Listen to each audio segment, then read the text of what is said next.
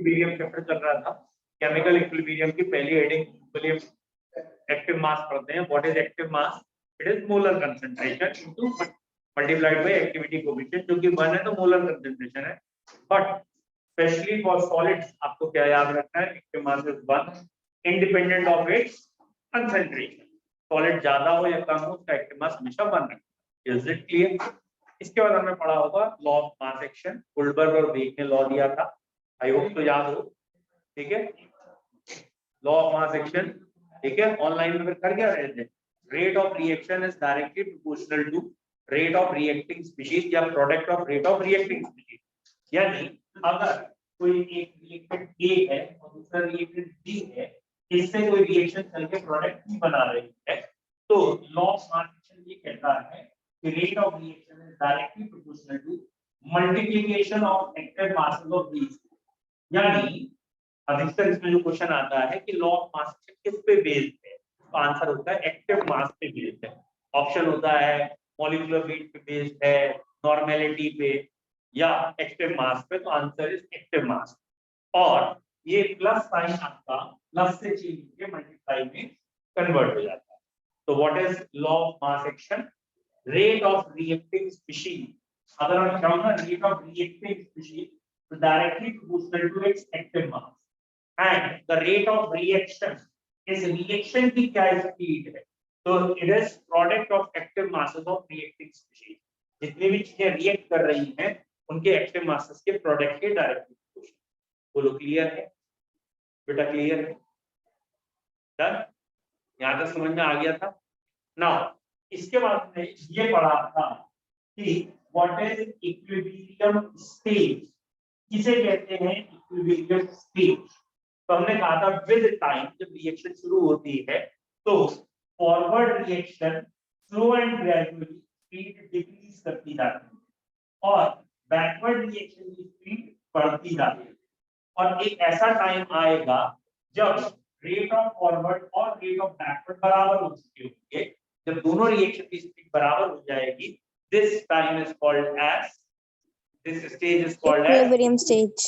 तो इक्विलिब्रियम का बेसिकली मतलब है रेट बराबर होना फॉरवर्ड और बैकवर्ड रिएक्शन की स्पीड।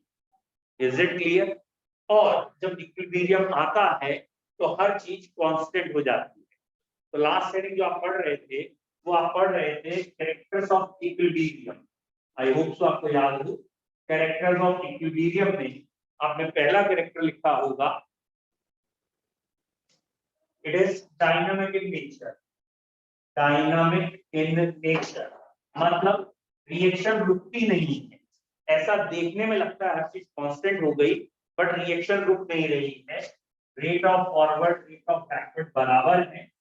एवरी फिजिकल क्वांटिटी और every measurable quantity is constant.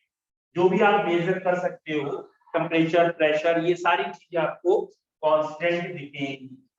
Followed by equilibrium में डेल्टा जी 0 होता है, डेल्टा एस 0 होता है। ये दोनों थर्मोडायनेमिक प्रॉपर्टी है।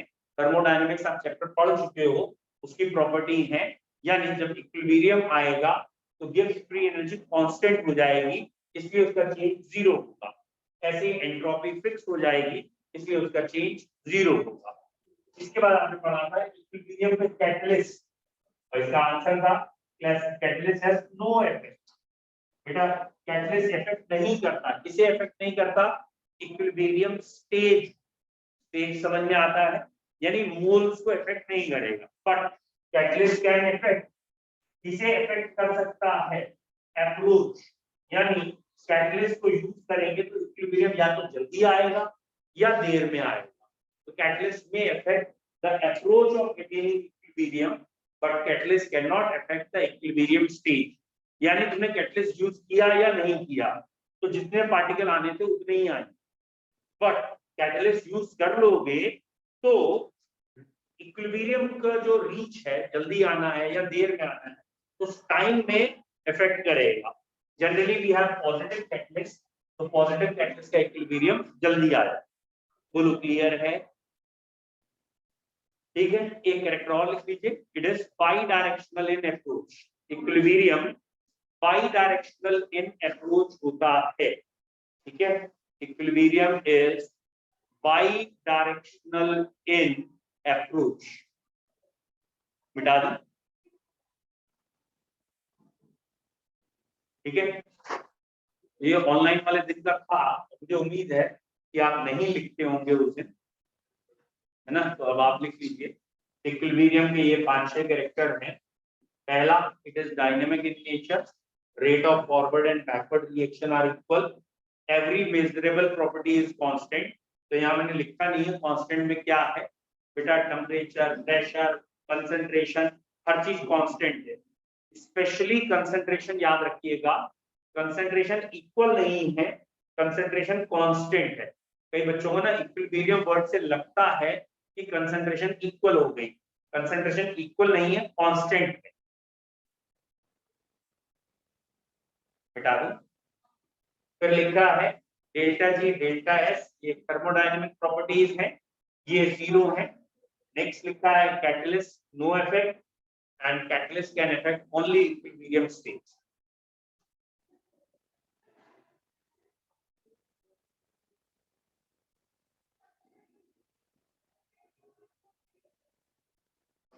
डन, रब कर दो। नेक्स्ट,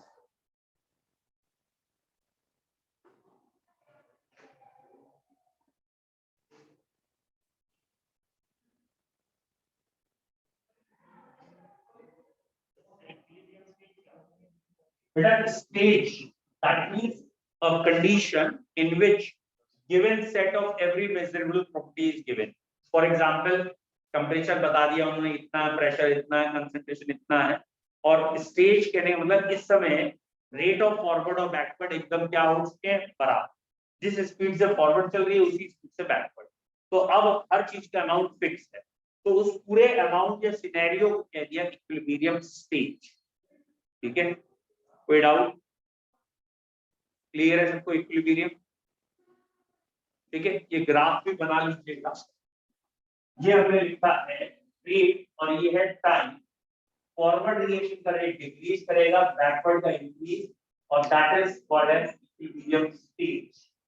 ठीक है, स्टेज कह लो, स्टेट कह लो, ठीक है, equilibrium state for much better, rate of forward, rate of backward. ठीक है, और यहाँ rate of forward is equal to rate of backward. Done. बताओ बेटा, मैंने ये ग्राफ बनाया है कंसंट्रेशन टाइम, ठीक है, और ये ऑलमोस्ट एक ही जगह आपके कांस्टेंट हुआ है, ठीक है, ठीक है, इसके बाद ये ऑलमोस्ट कांस्टेंट कर रहा है। ठीक है, क्या ये ग्राफ ये प्रोडक्ट्स के लिए, ये रिएक्टेंट के लिए, क्या ये ग्राफ इक्विलिब्रियम के लिए हो सकता है? क्या ये ग्राफ इक्विलिब्रियम के लिए हो सकता है बेटा? ये इक्विलिब्रियम ही है, क्योंकि बेटा ये देखिए, ये क्या लिखा है, कंसंट्रेशन, और ये कहा गया इस पॉइंट पे आने के बाद, इस पॉइंट पे आने के बाद कंसंट्रेशन क्या हो रही है, एकदम फिक्स, कांस्टेंट। कंसंट्रेशन इक्वल नहीं होता इक्विलिब्रियम पे भैया, कंसंट्रेशन को क्या होना होता है, कांस्टेंट। तो इक्विलिब्रियम स्टेज पे कंसंट्रेशन कांस्टेंट। Any doubt? तो ये भी ग्राफ सही, ठीक है, कंसंट्रेशन के लिए ये ग्राफ सही।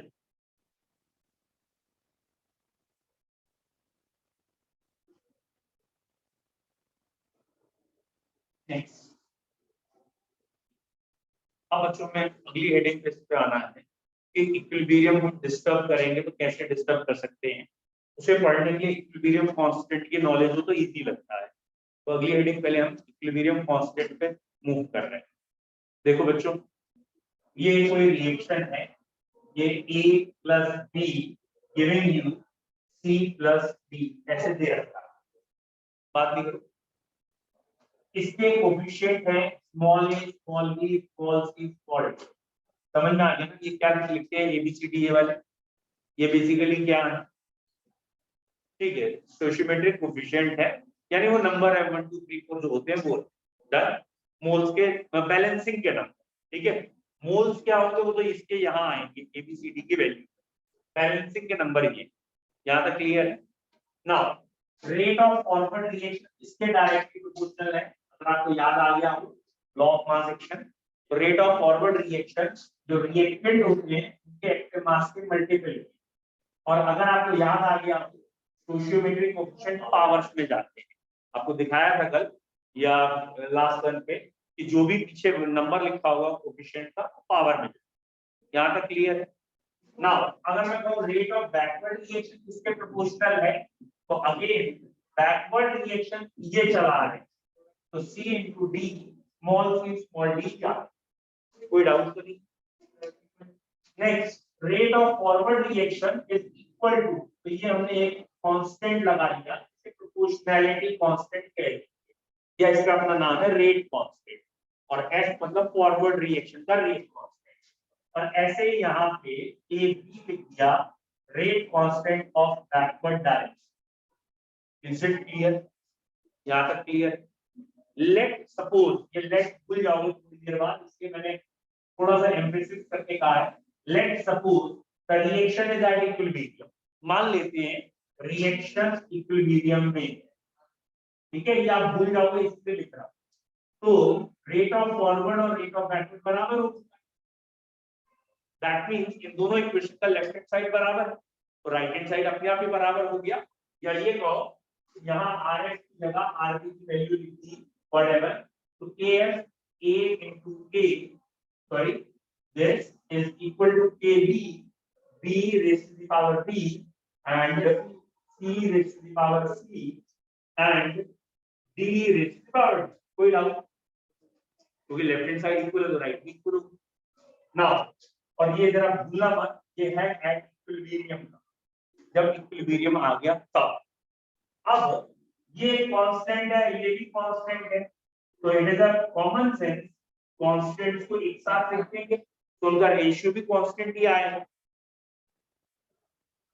तो ये लिखने के बाद इक्वेशन होगी हमारी c की पावर c, d की पावर d अपॉन a की पावर a और b की पावर b, और ये वाला रेशियो क्या कहलाता है, Kc, इसके नीचे c लिख देते हैं, that is with respect to concentration. Kp भी लिखा जाता है, जब इन सबका प्रेशर लेंगे तो Kp, और विद कंसंट्रेशन लिए तो Kc। तो हेडिंग का नाम है इक्विलिब्रियम कांस्टेंट, ये आया मतलब मुझे इक्विलिब्रियम कांस्टेंट, ठीक है, इक्विलिब्रियम कांस्टेंट, ठीक है बेटे। Let a reaction, let a reversible reaction, ठीक है, ये रिवर्सिबल रिएक्शन दिखा दीजिए, इज इन इक्विलिब्रियम, मान लेते हैं ये वाली रिवर्सिबल रिएक्शन इक्विलिब्रियम में, let reversible reaction is in equilibrium, ठीक है बच्चों, ऐसे ही लिखते जाइए, rate of forward, rate of backward, और ठीक है,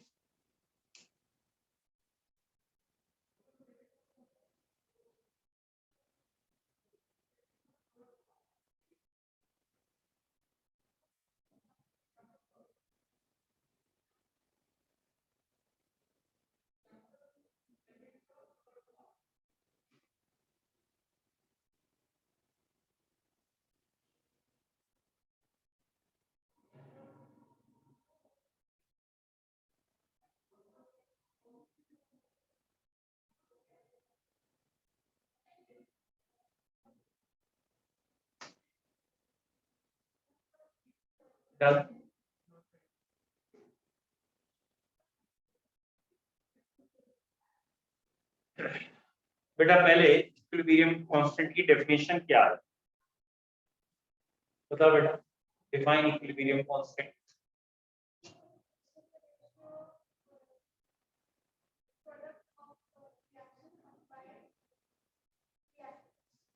ठीक है, लेकिन और पहले आप सिंपल बोल सकते थे, आप यहाँ से पूछते तो ज्यादा सिंपल रहता।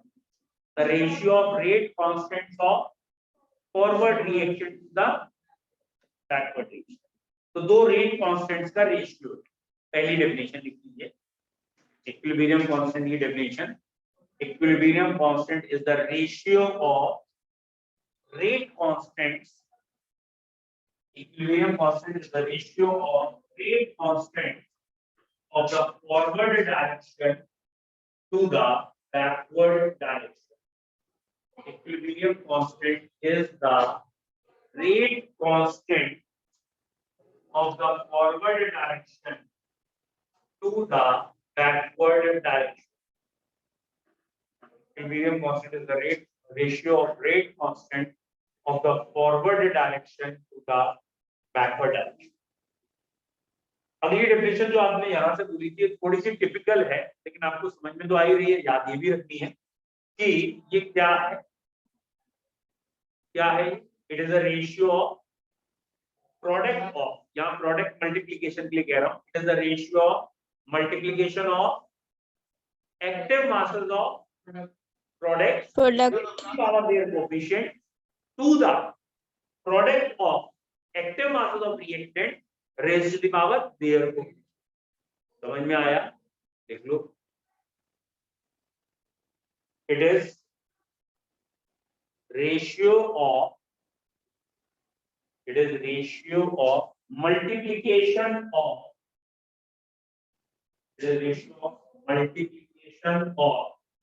active masses of products raised to the power their coefficient, active masses of products raised to the power their coefficient to the, इसके साथ to the multiplication of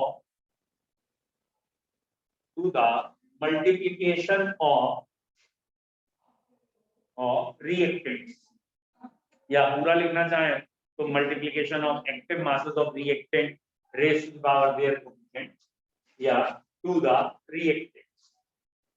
ठीक है, to the active masses of reactant कह दिया short में, तो आपको समझ में आ ही रहा है वो यहां से डेफिनेशन।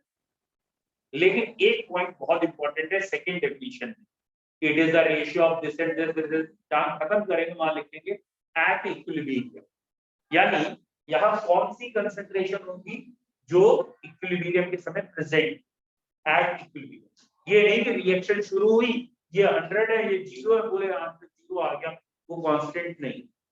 पॉइंट समझ में आ गया? ये वाला रेशियो कब देखना है आपको, जब रिएक्शन कहां आ चुकी हो इक्विलिब्रियम में, तो इसके भी कुछ मोल्स होंगे, उसके कुछ मोल्स होंगे, उन मोल्स का रेशियो है।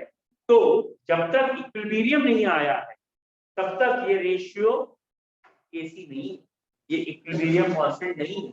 ये इक्विलिब्रियम कांस्टेंट सिर्फ तब कहलाता है जब रिएक्शन कहां आ चुकी हो इक्विलिब्रियम। जब इक्विलिब्रियम आएगी तब इनका रेशियो इक्विलिब्रियम कांस्टेंट। इसलिए इस डेफिनेशन में लास्ट में एट इक्विलिब्रियम स्टेज लिखना कंपलसरी, जो आपने अब लिखी है लास्ट वाली डेफिनेशन, ये वाली, इसमें एट इक्विलिब्रियम स्टेज। ठीक है बेटा, अगर इक्विलिब्रियम नहीं आया तो ये रेशियो इक्विलिब्रियम कांस्टेंट तो नहीं कहलाएगा। समझ में आया? तो उसके लिए एक जनरल टर्म दे दिया गया, इन्होंने कहा है कि कंफ्यूजन ना हो इसलिए एक जनरल टर्म दिया गया है इस रेशियो के लिए, उसका नाम रख दिया है Q। ठीक है, क्यों नहीं है Q। ठीक है, तो व्हाट इज Q? Q क्या है? What is Q? The ratio of, मैं शॉर्ट में बोल दे रहा हूं, the ratio of active masses of product to the reactant. Coefficient तो होंगे ही होंगे, मल्टीप्लिकेशन होगा ही होगा। The ratio of active masses of product to the reactant at any state, यानी इक्विलिब्रियम द्वारा आया हो या ना आए, कभी भी तुम रेशियो निकालोगे तो वो रेशियो क्या कहलाएगा? ठीक है, यहां तक समझ में आया? पहले लिख लो, मैं समझाता था। हेडिंग लिखते हैं reaction coefficient, reaction coefficient, reaction quotient denoted by letter Q, reaction quotient denoted by letter Q. It is ratio of active masses of product to the reactants. It is ratio of active masses of product to the reactant at any stage of reaction, at any stage of reaction. It is ratio of active masses of product to the reactant at any stage of reaction. बोलो clear? अब बेटा एक बार फिर देखिए, ये कोई reaction है, reacted to product, ठीक है? इतना जनरल क्लियर है? मान लेते हैं जब इक्विलिब्रियम आता है, सिंपल वैल्यू ले ले रहे हैं, जब इक्विलिब्रियम आता है तो प्रोडक्ट के मोल्स 2 होते हैं, रिएक्टेंट के मोल्स लेट्स सपोज 1। अगर इक्विलिब्रियम आता है तो प्रोडक्ट कितना, रिएक्टेंट कितना, सपोज एक एग्जांपल। तो इक्विलिब्रियम में अगर ये मोल्स कितने हैं तो ये रेशियो इक्विलिब्रियम कांस्टेंट कहलाएगा। तो यहाँ इक्विलिब्रियम कांस्टेंट का आंसर क्या आ गया? यहाँ इक्विलिब्रियम कांस्टेंट का आंसर आ गया। बोलो यहाँ तक समझ में आया? क्लियर है? तो ये चीज कब आई? एंड ठीक है। अच्छा, अगर इक्विलिब्रियम में है तो कौन सी रिएक्शन तेज चलेगी, फॉरवर्ड या बैकवर्ड? तुम बोलो। अरे इक्विलिब्रियम में कौन सी रिएक्शन तेज चलेगी बेटा? वेरी गुड, मतलब समझ में आ गया। तो रेट ऑफ फॉरवर्ड और बैकवर्ड यहाँ पे क्या है, फर्क। Is it clear? तो पहला पॉइंट क्या आ गया, Q is equal to Kc when rate of forward and rate of backward are equal. या if Q and Kc are equal, it means rate of forward and backward are equal. या rate of forward backward equal होगा तो उस समय जो भी Q आएगा उसी को Kc कहेंगे। यहाँ तक समझ में आ गई? Yes, now we are talking, जब भी हम रिएक्शन शुरू करते हैं एकदम स्टार्टिंग में,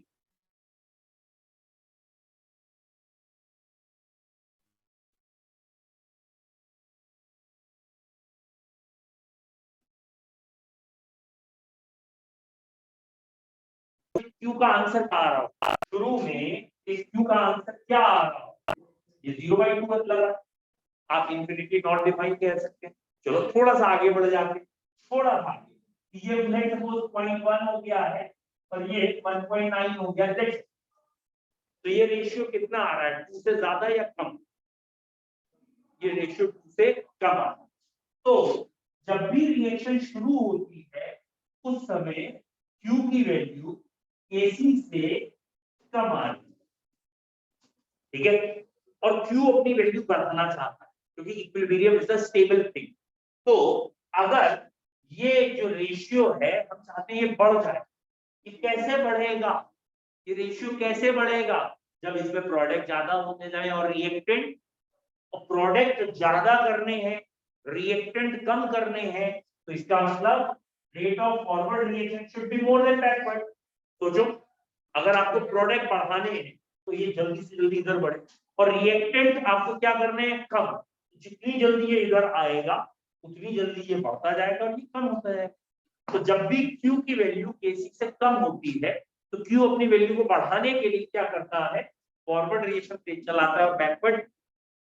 बाई चांस इस रिएक्शन में किसी ने इक्विलिब्रियम आने के बाद बाहर से 10 मोल पीके ऐड कर दी, जैसे ये 10 मोल पीके ऐड करेंगे तो ये वाला रेशियो डिस्टर्ब हो जाएगा। अब ये रेशियो कितना हो गया, 12/1। समझ में आया? ये रेशियो क्या हो गया, डिस्टर्ब। और अब Q ज्यादा हो गया Kc, और Q चाहता है फिर से मेंटेन होना, Kc के बराबर आना, यानी Q अपनी वैल्यू कम करना चाहता है। और Q है क्या, प्रोडक्ट अपॉन रिएक्टेंट। हम ये रेशियो कम करना चाहते हैं तो इसे कम करें, इसे बढ़ाएं, इसे कम और इसे बढ़ाने के कौन सी रिएक्शन चलेगी, बैकवर्ड। तो फॉरवर्ड कम हो जाएगा और बैकवर्ड ज्यादा। बोलो क्लियर है? इसे हम डायग्रामेटिक ऐसे समझ सकते थे, ये एक कंडीशन है, ये एक कंडीशन है और एक ये कंडीशन, ठीक है? हमने पहले वाले को कहा है Q, दूसरे को Kc, तो यहाँ पे ये आंसर। पहले वाले को कहा है Q, दूसरे को होता है Kc।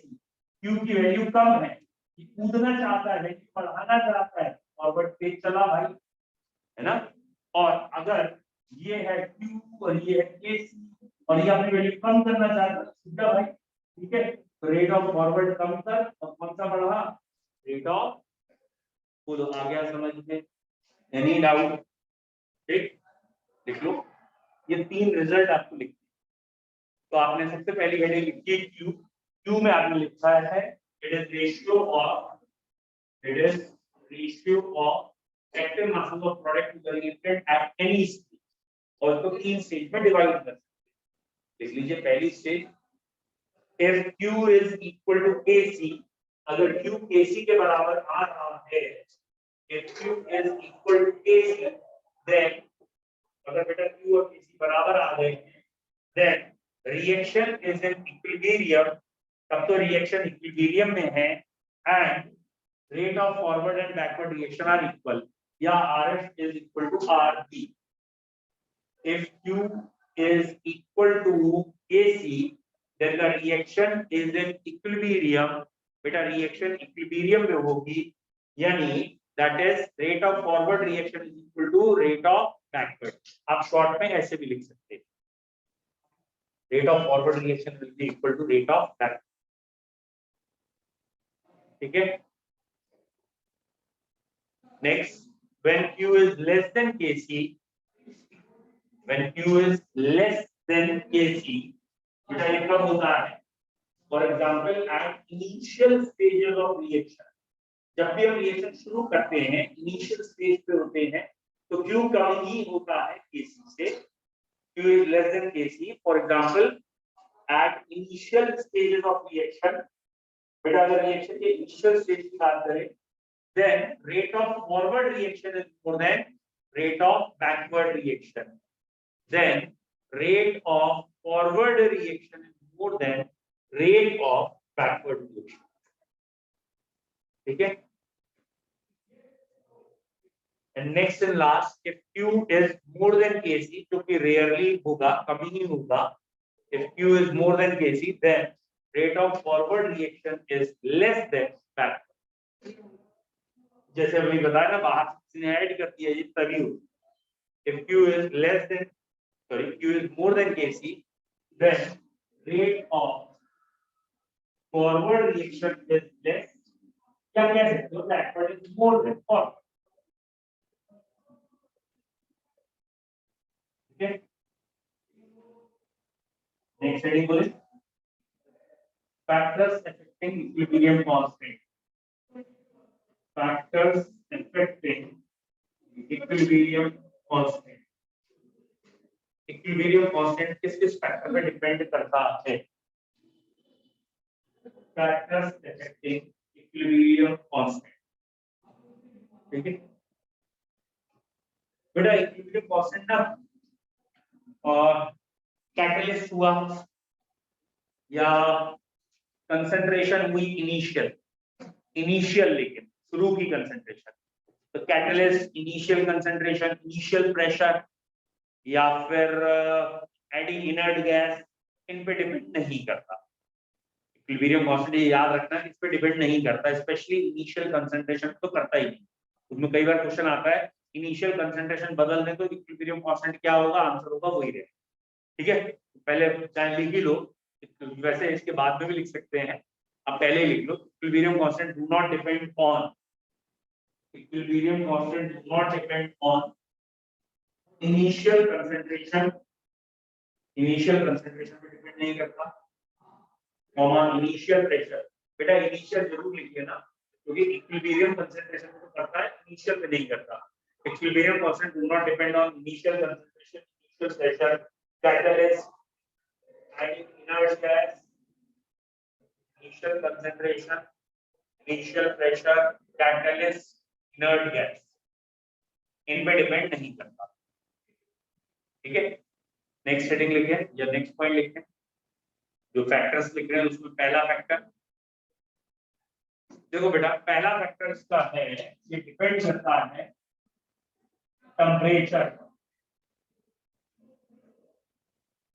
टेम्परेचर पे डिपेंड करता है इक्विलिब्रियम कांस्टेंट।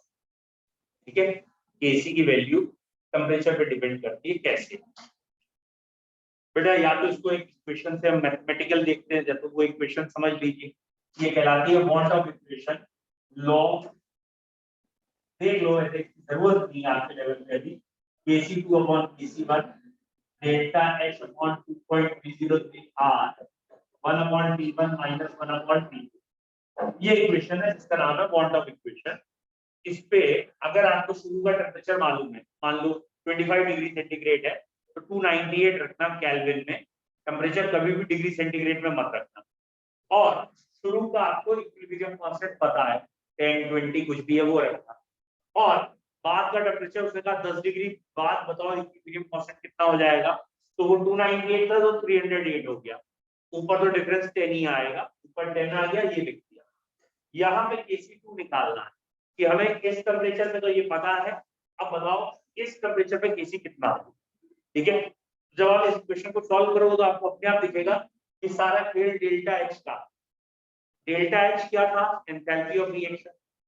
हो सकता है ये डेल्टा एच का आंसर प्लस में आए, यानी रिएक्शन एंडोथर्मिक। पिछला चैप्टर याद है? अगर डेल्टा एच का आंसर प्लस में आए, अगर डेल्टा एच प्लस में है तो ये पूरा प्लस में ही आएगा आंसर। Is it clear? क्यों आएगा प्लस में? हमने कहा टेम्परेचर बढ़ा है, तो 298 से 308 ये ज्यादा हो गया, T2 माइनस T1 प्लस में, तो पूरा आंसर प्लस में आ रहा है। अब जरा कॉमन सेंस लगाना, अगर log Kc2 upon Kc1 is more than 0 या पॉजिटिव, इसका मतलब क्या है? इसका मतलब है Kc2 is greater than Kc1, क्योंकि log 1 होता है 0। तो अगर ये दोनों बराबर होते तो आंसर 0 आता, लेकिन ये आंसर 0 से ज्यादा आ रहा है, इसका मतलब ऊपर वाली वैल्यू नीचे वाली वैल्यू से ज्यादा। तो अगर ये एंडोथर्मिक है तो गारंटेड आंसर 0 से ज्यादा, तो guaranteed Kc2 is greater than Kc1। यानी जब आप टेम्परेचर बढ़ाएंगे तो Kc बढ़ेगा, यानी Kc is directly proportional to Kc और टेम्परेचर क्या है? Direct. Is it clear? But ये पॉइंट अधिकतर बच्चे भूल जाते हैं। अगर ये ग्राफ या ये रिएक्शन एक्सोथर्मिक हो तो इसका मतलब ये आंसर 0 से कम आ रहा है, इसका मतलब डिनोमिनेटर बड़ा है इससे, और अगर डिनोमिनेटर बड़ा है तो Kc1 बड़ा है Kc2 से। तो इसका मतलब ये वाला जो आपने लिखा है ये कंडीशनल है, ये है पॉजिटिव या एंडोथर्मिक रिएक्शन के लिए। लेकिन अगर एक्सोथर्मिक हुआ तो ये हो जाएगा। ठीक है, यानी टेम्परेचर बढ़ाने पे किसी बढ़ता है या कम होता है बेटा? आंसर है बढ़ भी सकता है, कम भी हो सकता है। अगर एंडोथर्मिक रिएक्शन है टेम्परेचर बढ़ाएंगे किसी बढ़ जाए, अगर एक्सोथर्मिक रिएक्शन है टेम्परेचर बढ़ाएंगे किसी कम। पूरा क्लियर है? लिख लीजिए। पहला फैक्टर टेम्परेचर। आपकी इच्छा है आप पूरी इक्वेशन लिख लें। ये इक्वेशन कहलाती है बॉन्ड ऑफ आइसोकोर इक्वेशन या बॉन्ड ऑफ इक्वेशन कहलाती है। सिंपल आप बॉन्ड ऑफ इक्वेशन लिख सकते हैं। It is bond of equation log Kc2 upon Kc1 equals to delta H upon 2.303 R और ब्रैकेट के अंदर 1 upon T1 minus 1 upon T2, 1 upon T1 minus 1 upon T2, और इसमें लिख लीजिएगा for endothermic reaction K and temperature या Kc and temperature are directly proportional. For endothermic reaction, K and temperature are directly proportional. यानी with rise in temperature, जब temperature बढ़ाएंगे Kc बढ़ेगा, with rise in temperature Kc increases, with rise in temperature Kc increases। बेटा अगर endothermic reaction है तो temperature बढ़ाने में Kc बढ़ेगा। While for exothermic reaction, पूरा रीजन लिखिएगा, नहीं तो अगर समझ में आगे बढ़िया है। For exothermic reaction Kc and temperature are inversely proportional. Kc and temperature are inversely proportional. For exothermic reaction Kc and temperature are inversely proportional. ठीक हुआ? क्लियर है बेटा?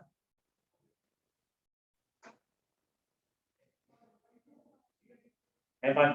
चलिए नेक्स्ट फैक्टर, अगले फैक्टर का नाम लिखते हैं बेटा टेम्परेचर। बेटा अगला फैक्टर है that is called as representation. ठीक है, अगले फैक्टर का नाम लिखते हैं रिप्रेजेंटेशन। मतलब क्या है रिप्रेजेंटेशन? बेटा सपोज कोई एक रिएक्शन है और वो एग्जामिनर ने आपको ऐसे दे रखी है carbon diamond to carbon graphite, मान लीजिए, मतलब मैं वन वर्ड देखना चाह रहा था, मैंने कार्बन लिख दिया है डायमंड ग्रेफाइट। ये इतना आसान नहीं है, सोचो हो जाए। ठीक है, ग्रेफाइट से डायमंड बन जाए, डायमंड से ग्रेफाइट बन जाए, इतना आसान नहीं। ठीक है, मतलब अधिकतर लोग ग्रेफाइट, अधिकतर क्या सभी ग्रेफाइट ही होते हैं, लेकिन कुछ ही उनमें से आगे बढ़ के फिर डायमंड बन जाते हैं, स्पार्कल करने लगते हैं। Is it clear? तो वो कब बनते हैं diamond? Under very high pressure temperature को झेलने के बाद डायमंड बन जाता है। लेकिन आसान नहीं होता दोबारा ग्रेफाइट बनाना। व्हाट फिलहाल ये हमने इक्वेशन ले ली। ठीक, अब इसका इक्विलिब्रियम कांस्टेंट दे रखा है, लेट सपोज 20, सपोज। अब उसने कहा नहीं, इस इक्वेशन का इक्विलिब्रियम कांस्टेंट बताओ, इसका कितना होगा? तो आंसर 1/20। क्यों बेटा? इक्विलिब्रियम कांस्टेंट का फॉर्मूला क्या? Carbon graphite upon carbon dioxide. इसकी वैल्यू तुम्हें मालूम है, इसकी वैल्यू 20 है, और तुम्हें यहाँ वैल्यू किसकी निकालनी है? यहाँ डायमंड ऊपर चाहिए, ग्रेफाइट नीचे चाहिए, इसकी वैल्यू तो चाहिए। तो अब आप अगर इसको एक बार इन्वर्ट करके लिखते हैं तो 1/Kc dash is equal to carbon graphite upon carbon diamond आ जाए। दैट मींस अब right hand side equal, right hand side equal तो वैल्यू भी इक्वल आ गई, तो ये 20 आ गया। तो 1/Kc डैश 20 आया है, तो Kc डैश कितना आ गया? 1/20, यानी 0.05। पॉइंट समझ में आया? फिर समझो बेटा, अगर हम पहले तय कर चुके हैं ग्रेफाइट डायमंड से ज्यादा स्टेबल, तो अगर रिएक्शन चलेगी ग्रेफाइट ज्यादा होगा, diamond come. Is it clear? और हमने कहा ग्रेफाइट डायमंड से 20 टाइम्स ज्यादा स्टेबल है, इसका मतलब तो यही था 20 टाइम्स ज्यादा स्टेबल। अब किसी ने उल्टा लिख दिया, तब भी स्टेबल तो यही 20 टाइम्स ज्यादा है। तो जब ये 1 होंगे तब ये 20 होंगे, तो रेशियो तो उल्टा हो गया। तो क्या नटशेल आया?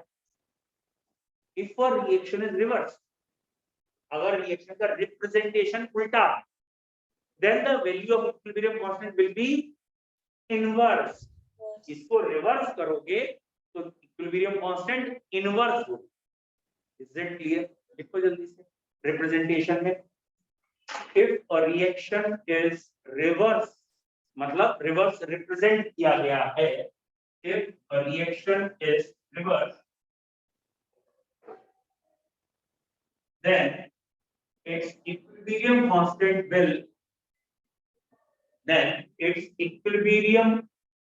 constant will diverse. If a reaction is reversed, then its equilibrium constant will diverse. D-I-V-E-R-S. Diverse की बिल्कुल क्या लिखी? R-S-E. तूने क्या लिखी है? मैंने लिखा है, अभी नहीं लिखा। तुम बोलिए नेक्स्ट। डाइवर्स स्पेलिंग यार इधर बोलना, क्या लिखी? SE। तुम बोलना बेटा क्या लिखा है? एक मिनट बोलो बोलो, अरे जोर से बोलो, पूरा बोलो। तुमने स्पेलिंग डी से लिखा है तुमने? मैंने इतना अभी तुम्हें पढ़ाया, तू पन्ना पलट के क्या देख रहा? तेरी कॉपी तो वैसे देख ली मैंने, तुमने सोचा पन्ना पलट देता हूँ, ऐसे में पता ही लगेगा। तेरी कॉपी सामने रखी है, पहले देख लिया। हाँ, आपने एक दो बच्चों ने तो शुरू में जब मैंने बोला तुरंत पकड़ लिया था। अबे इतनी देर से समझा रहे थे, क्या समझाया था? एग्जाम के लिए समझाया था, डायमंड के डायमंड बोलते अपने आप को डायमंड है बेटा। व्हाइट कलर का मास्क लगाने से आप डायमंड नहीं बोलते हो, दिमाग को प्रेजेंट रखो। कई लोग हैं व्हाइट मास्क लगा लिया अपने आप को डायमंड, पर डाइवर्स की स्पेलिंग इतने आराम से बता रहे। इनवर्स आएगा, सही से लिखिएगा। चलिए बाय।